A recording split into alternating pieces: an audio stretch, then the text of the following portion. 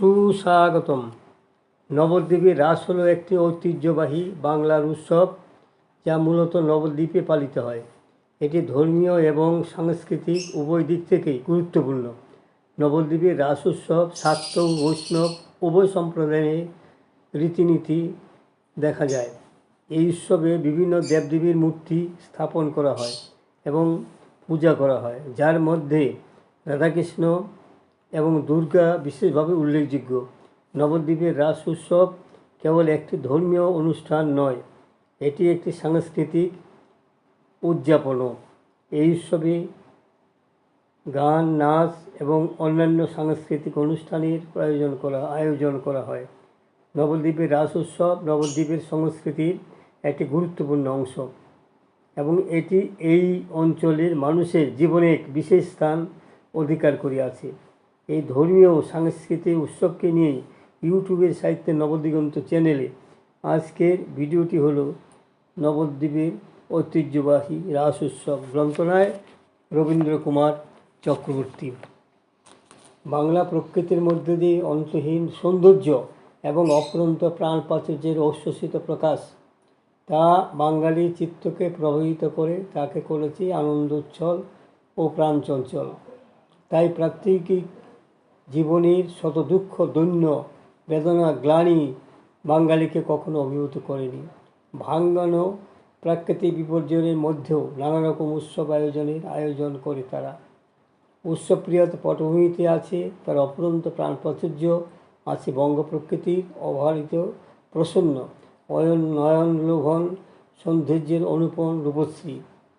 বাংলাদেশ উৎসবের দেশ। এ দেশে 12 মাসে 13 পার্বণ। নদিয়া জেলার নবদ্বীপ এই ঐতিহ্যের ব্যতিক্রম নয়। নবদ্বীপ একটা প্রাচীন শহর যার বিস্তৃতি আছে এবং গৌরবের স্মৃতিও বহন করে চলছে যুগ যুগ ধরে। যুগাবতার শ্রী চৈতন্য মহাপ্রভুর আবির্ভাব এক ঐতিহ্যমণ্ডিত স্থান। এখানকার সংস্কৃতি কোনো একটি সম্প্রদায়ের মধ্যে কোনো কালই সীমাবদ্ধ ছিল না। নবদ্বীপের নানা উৎসবের মধ্যে শ্রেষ্ঠ ঐতিহ্যবাহী উৎসব হল রাস উৎসব। মূলত এটি একটি বৈষ্ণবীয় উৎসব। শ্রীকৃষ্ণকে কেন্দ্র করে গোপীগণের নৃত্যগীতির উদযাপনকে বলে রাস উৎসব। এই উৎসবে দেখা যায় নানা প্রকার দেবদেবীর সৌন্দর্যের আকর। রাস্তার দুপাশে প্যান্ডেল, বাহারি বৈদ্যুতিক আলো, কেরামতি দেখতে দেশ বিদেশের অসংখ্য মানুষ বিভিন্ন স্থান থেকে এখানে আসেন। রং মশালের আলোয় আলোকিত হয়ে ওঠে প্রতি রাস মন্দির। এছাড়াও নবদ্বীপের রাস উৎসবে প্রতিটি মহল্লা গলিতে বিরাট বিরাট কারুকার্য সমৃদ্ধ মণ্ডপে নারায়ণ, ভদ্রকালী, শ্যামাকালী, রাধাকৃষ্ণ, লক্ষ্মীনারায়ণ সহ অনেক দেবদেবীরা আবাহনও হয়ে থাকে বিভিন্ন দিনগুলিতে। এই উৎসবে প্রতি বছরই ভাঙ্গা রাসে আগে যে রাস আরম্ভ হয় তা থেকে হাজার হাজার ভক্ত এবং জাতি ধর্ম নির্বিশেষে সকল শ্রেণীর মানুষ নবদ্বীপের এই রাস উৎসব দেখার জন্য এবং অপার আনন্দ লাভের জন্য এখানে আসেন। এই রাস উপলক্ষে শান্তিপুরে সাথে সাথে নবদ্বীপেও প্রতি বৎসরই আনন্দের ফোয়ারা ছুটে যায়। এখানে অলিতে গলিতে দোকানিরা পসরা নিয়ে বিক্রি কিনির জন্য আসেন। পথের দুপাশ দিয়ে লোকমানি দোকান, বাদাম, পাঁপড়, বাজার গন্ধ চারিদিকে মম করে। বেকুবাসির আওয়াজ আর বিভিন্ন ধরনের গ্যাস বেলুন চাঁদনি রাতে নবদ্বীপের আকাশকে এক নতুন রূপের সৃষ্টি করে। গঙ্গার ধারের এই শহরটি রাস উৎসবের সময় আনন্দ মুখরিত হয়ে ওঠে। ছোটদের খেলনা, গৃহস্থলীর প্রয়োজনীয় সামগ্রী মেলায় আসে। আগত যাত্রীরা যার যার সংসারের প্রয়োজন অনুযায়ী দ্রব্যাদি ক্রয় করে থাকেন।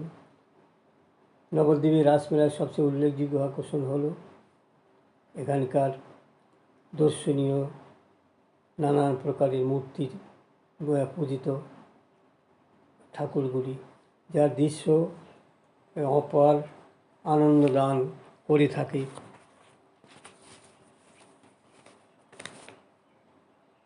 বাঙালির ১৩ মাসের একটি পার্বণ নবদ্বীপে নিজস্ব লোকোৎসব রাস। চৈতন্যের জন্মভূমি নবদ্বীপ শহর সহ আশেপাশের অঞ্চল, এমনকি মায়াপুর ইস্কন ও রাস উৎসব হয়ে থাকে। মায়াপুর ইস্কনে বৈষ্ণবতে রাস হয়, তাই এখানকার রাস উৎসব ছিল অন্যমাত্রা। কিন্তু নবদ্বীপ শহরে শাক্ত ও বৈষ্ণবের সংমিশ্রণে রাস উৎসব যেন সারা বৎসরের উৎসবকে ছাপিয়ে গিয়েছে। এই উৎসবের জৌল যথেষ্ট জেলা ও নবদ্বীপ থানার প্রশাসনিক কর্তারা এবং নবদ্বীপ পৌরসভার তাদের আইনশৃঙ্খলা রক্ষার যথাযোগ্য চেষ্টা করে প্রতি বৎসরই। রাস উৎসবের বেশিরভাগ পুজোগুলি হয় রাস্তার অধিকাংশ জায়গা জুড়ে। এইসব অসুবিধা থাকলেও রাস উৎসবে সবাই সর্বশ্রেণীর আকাল অবাল বৃদ্ধ বনিতা সবাই একত্রিত হয়ে ওঠে এই আনন্দ উৎসবের মাধ্যমে। নবদ্বীপের রাসে মণ্ডপ প্রতিমা সব ক্ষেত্রে শুরু হয় প্রতিযোগিতার মাধ্যমে। নবদ্বীপে অজস্র প্রতিমা তৈরি হয়। সরকার অনুমোদিত পুজোর সংখ্যা প্রায় ২৫০, কিন্তু নবদ্বীপ শহরে পুজো হয় প্রায় ৫০০টারই। মূর্তির বৈচিত্র্য দর্শনার্থীদের মুগ্ধ করে। হিন্দু শাস্ত্রে অসংখ্য দেবদেবীর মূর্তি দেখতে নবদ্বীপে রাসে জনসমাগম হয়। তা প্রায় ১০ লক্ষের মানুষের আগমন প্রতি বছর এখানে হয়ে থাকে। উল্লেখ্য, নবদ্বীপের রাস শুরুর কাহিনী বেশ প্রাচীন হলেও মহারাজ কৃষ্ণচন্দ্র এই উৎসবের সূচনা করেছিলেন। তন্ত্রবিদ্যার নতুন যুগের রূপকার কৃষ্ণানন্দ আগমবাগীশের তৈরি মৃন্ময়ী কালী প্রতিমার জাঁকজমক করে পুজোও আগমেশ্বরী মন্দিরে হয়ে থাকে। এছাড়া বেশ কিছু বারোয়ারি কালী বন্দনায় ব্রতী হয়ে থাকেন। এই কৃষ্ণানন্দী কালীমূর্তির উদ্ভাবক